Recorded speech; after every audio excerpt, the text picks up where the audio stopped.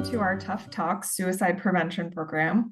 My name is Bryan Barks, and I'm the Southeast Regional Director at the Tennessee Suicide Prevention Network. The Southeast region of TSPN is hosting this Tough Talks program as part of our programming for Mental Health Awareness Month, which occurs each May. Today, we are pleased to host a conversation with Amy Kyriakidis, and I'll tell you a little bit about Amy before we begin. Amy Kyriakidis is the Assistant Director for Suicide Prevention and Education in the Center for Wellbeing at the University of Tennessee-Chattanooga. She is a licensed professional counselor and has worked in community mental health for the past 10 years in the Chattanooga area. She is passionate about mental health because she has seen the impact it can have on both individuals and society as a whole.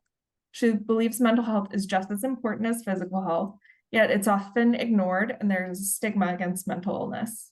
As a result, Amy has developed a passion for education and advocacy surrounding mental health. Her work focuses on suicide prevention and education. Amy, welcome. Thank you so much for talking to us today. Yeah, thank you so much for having me. So I want to just get started. As the name of this video suggests, Tough Talks. Suicide is a really tough topic for people to talk about. So I want to start by kind of getting your opinion on why do you think people find it hard to talk about suicide? Yeah, so I think there is a tremendous amount of stigma around the conversation of suicide. There's a lot around the conversation of mental health, which has increased. I feel like in the past, maybe over the past decade, the conversation has definitely grown when it comes to being able to discuss mental health. But I feel like when it comes to suicide specifically, it's such a complex issue because it affects so many people, like suicide survivors, family members, friends, community. It's got so many interconnected factors that come with it. It's a lot of negative stereotypes, a lot of beliefs that come with it. So I think in general, it just has a tremendous amount that comes with it. It does have a huge impact as far as what that looks like on those that are accessing and trying to access any kind of mental health or services. So I think like I said, there's been some improvement on it. I think there's a lot more focus on education, prevention, access to resources.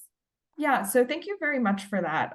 So despite being a really difficult topic to talk about, we know that suicide is a very real problem. It's a major public health issue, both nationwide and in Tennessee. Can you give us a sense of the extent of the problem? Yeah, absolutely. So I want to look at nationwide first, and then I'll look at some statistics in the state of Tennessee. So nationally, 45,979 people died by suicide in 2020 in the U.S., according to the CDC. It's the 12th leading cause of death in the U.S. Each day in Tennessee, an average of 3 people die by suicide. So it's also the 3rd leading cause of death in adolescents 10 to 19 years old. This is especially important to me because of the population that I work with. On the UTC campus, we see students ranging anywhere. We have collegiate high now, so we have students that are coming in high school all the way through, students that are non-traditional students that are coming in. So I think that's really important to look at some of those statistics. So in 2018, the latest year for which state-specific figures are available, there was 1,159 recorded suicide deaths in the state of Tennessee at the rate of 17.1 per 100,000. Suicide rates are higher for males than for females in the state of Tennessee. Let's see. I think those are the main facts that I have. Yeah, so suicide is a really prevalent problem, but we know that there's a lot of misinformation out there. So what are some commonly held myths about suicide, beliefs that might not be true? And then what are the facts that really counter these myths? Yeah, so I think there are a lot of myths out there about suicide. I think one of the biggest ones that I hear is if I ask a person who is contemplating suicide, then I am either putting the idea in the head or I am making them angry. It is absolutely not true. If anything, it breaks that barrier and it reduces the anxiety and increases the space for people to be able to discuss openly with one another what's really going on with them and how they're feeling. Another one is only experts can prevent suicide. That one's definitely not true. I think everybody plays such a big role in this, from, you know, from your friendships and from the people that you see, from the people that you see in the grocery store, daily communication, the people that you work with. I think everybody can have a role. Just like when it comes to CPR, and you look at what it looks like when we're providing that first aid for people, it's very similar. It's mental health. And so we're providing that ability for people to be able to open up, to be able to discuss what's going on. It just takes a minute for us to slow down and be able to listen. And another big one is, once people decide to die by suicide, there's nothing anyone can do to stop them. This one is not true. The week preceding suicide, or when someone is contemplating that suicide, is the time where they definitely want somebody to reach out to them. It's really important during that week.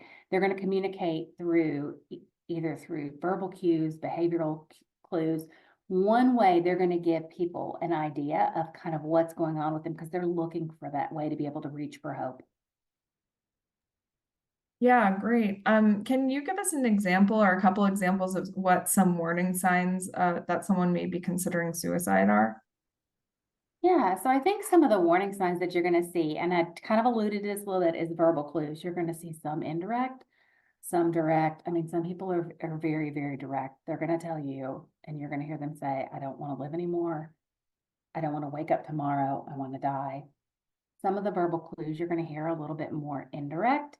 And these are the ones I feel like people have a little bit more difficulty with sometimes. Those are the ones that, if I have to do this, if I don't finish this by the weekend, I don't want to live anymore. If this doesn't happen, then I don't want to live anymore. Those are the indirect clues that are sometimes really hard to follow, but also super important.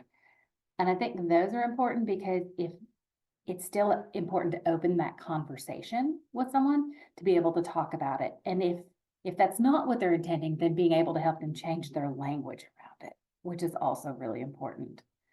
There's behavioral clues. You'll see changes in behavior and what that looks like. So if you see somebody that's normally, really it's any drastic change in behavior, you're going to notice. It can be isolation. It can be complete withdrawal from everybody around. It can be anger. It can be irritability. It's going to be noticing that difference behaviorally in what's going on with somebody. They're different than their normal baseline of what they would act like. And then situational clues. So these are the big ones you notice. If someone gets fired from a job, if a student gets in trouble in school. I think there's one for law, if you get in trouble with law enforcement. There's just so many different factors that play into that. Situationally, life can be really stressful anyway. And if you add components and some underlying components, with some mental health and substance use, anything that goes on top of that and pours on top of that just really starts to bubble over with people. You kind of alluded to this, but what are some underlying risk factors for suicide? Aside from kind of the situational stressors that can exacerbate it, what are some risk factors that we're looking for? Sure. So I think one of the main signs you're going to see is hopelessness. Substance misuse is a big one. There's a big link between substance misuse and suicide. Any kind of previous attempt, if a family member has previous attempted, it's going to increase the risk then for somebody who is considering it also. High conflict, violent relationships, sense of isolation. There's some genetic, biological determinants. Barriers to healthcare is a big one, as far as having that access. There's also certain occupations that are higher for it. Farmers are at higher risk. First responders are at higher risk. Doctors and nurses are at higher risk. Veterans, active military. And then there's populations that are at higher risk due to what they deal with as far as being part of society. So Black youth, LGBTQ, suicide loss survivors, middle-aged men is a really big one. And then, the history of mental illness. So those are probably the biggest ones that play into some of the risk factors for suicide. Yeah. So if, let's just say, someone knows that someone they know has risk factors for suicide and they've noticed some warning signs like what you described earlier, what should someone do if someone they know may be considering suicide? Yeah, so I like to break this down and kind of look at it in a couple of steps. The first one I'm going to say is if you're noticing these things, I would say listen to the signs, pay attention to your gut and what you're seeing, what you're noticing with behaviors, with language, anything that's changing with that. I would say take a deep breath and be willing to just ask that question. Be able to really go there with somebody and kind of break through that barrier and just ask the question, have you wished you were dead? Have you wished you could, go to sleep and not wake up? Have you had any kind of thoughts about killing yourself? And the best way to ask is to ask. I know there's a lot of questions and there's a lot of language out there, and a lot of people there's enough fear going into it anyway, that I think being able to just ask the question, make sure you reach out to that person is probably going to be the biggest one. After you reach out and ask, I would say use those active listening skills. Now's the time to really listen, set whatever it is aside for a moment and give the person with you that full attention to be able to hear what they're saying. Avoid any judgment with that. And then I like to give the person some options. It doesn't feel a lot of times when someone is already at the end of their rope and they are absolutely exhausted from what's going on in their life, I think it's really important to give them some choices. So I like to include them with, will you go with me to get help? Or will you let me get you some help? I think those are some really great ways to do it and to include them in the conversation. And at that point, it kind of takes the pressure off of the person asking the question, and now it becomes community and collaborative and really working towards how can we get you where you need. And I think this looks different in different places. I can speak directly to what we do at UTC. If a student is going through something like that, student, staff, or faculty is always going to do a warm handoff to our counseling center. We have UTC Cares Line, 988, UTC Campus Law Enforcement that we use. So we have all types of resources that we use. So I would say use your resources wherever you are. Use the people around you. If you feel like it's difficult for you to ask the question or to be a part, find someone who will be a part of that, who can ask those questions. And lastly, I want to say offer encouragement. Offer encouragement. Let the person know we're in this together. We're working together. I'm not going to leave you. I'm going to hang right here until we figure this out. People around Tennessee may be watching this video. They may not be at UTC, they may not be in the Southeast region even. So just generally, after you've had that direct conversation about, are you considering suicide? Are you thinking of suicide? And then the person says yes, and you're trying to find some resources for them. What are some general resources statewide that someone might access when they're trying to seek help for themselves or someone else? Yeah, so I think the best resource that they can access is probably going to be 988. It gets them directly to the crisis line wherever they are in their community. So I know in our community, we have volunteer behavioral health, and they have actually 29 counties in this area. But each area has their own people that respond to crisis, and they do an amazing job with it as far as being able to provide, number one, the person that's calling, kind of help them through the steps of what they need to do. They also can provide everything that the person needs. So it would be the same way if there was an emergency and you were calling 911, you would call 988 for a mental health emergency. Great. Yeah, that's really important. 988 launched recently in the last couple of years, and it's a really great resource. So thanks for mentioning that. So something that's really important in suicide prevention is something we call lethal means safety. So if you know someone is suicidal and they have an idea of what method they might use, and they have access to those lethal means of suicide, that's a situation where we would definitely want to intervene. So can you explain what lethal means safety means and why it is so important in suicide prevention? Yeah, absolutely. So lethal means are objects that may be used by individuals experiencing a suicidal crisis. This can be guns, medication, alcohol, opiates, ropes, cords, or any kind of sharp object.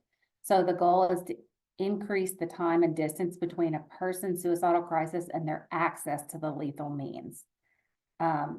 There's some simple steps with this that I think are really important. And I brought this too to kind of show. So we have this right here. This is a cable right here. It's a cable lock. So this is to secure any kind of firearms that you're storing.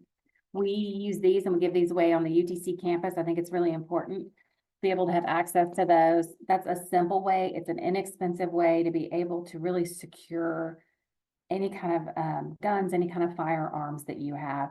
You can also use a lockbox, a gun safe, electronic lockbox, biometric safe, any of those you can use to make sure that your firearms are stored and safely stored away. And that's what it means by lethal means safety. You're gonna reduce and restrict the way that somebody is able to access that. Another one is safe medication storage. This is something I think should be done on a regular basis, is making sure that your medications are safe. Take out what you need for the week and put the rest away. There are just different options you can do. Make sure that adolescents, that children don't have access to any kind of the medications that you have. Make sure that you have a lockbox for one of those. So I think it's important to definitely emphasize the importance of lethal means safety. Yeah, I really liked what you said, and I think that idea of putting time and space between someone who may be suicidal and lethal methods of suicide. I think a lot of time people think, suicide is inevitable. There's nothing we can do once someone has decided when they will definitely act. But we know that putting a little bit of time and just a couple of barriers like a cable lock can really save lives. So you kind of mentioned earlier that people do think that suicide is inevitable. So my question for you is, can we really do very much to prevent suicide, or is it something that once someone decides, then it's, inevitable, it's going to happen? I think we can absolutely do things to prevent suicide. I think it requires strategy and intervention at a lot of levels, individual, family, community. I just think it's really, really important to have prevention, to have education, all of these things that we do, even learning about taking the time to do, there's different smaller classes out there that people can do, but really just taking the time to notice the people around you, to be able to connect, to be able to listen to those around you, is really, really important. I think it's really valuable for preventing suicide. I think being able to create any kind of protective environment for that person is important.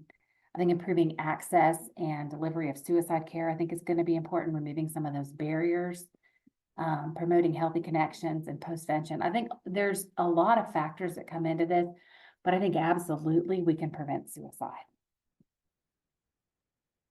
Great, absolutely, 100% agree. And then finally, as we're wrapping up, if you could just leave our viewers of this video with one final thought about suicide prevention, maybe something you haven't mentioned, maybe something you have that you really want to emphasize, what would that thought be? I think the biggest thought would be, don't let fear stop you from intervening.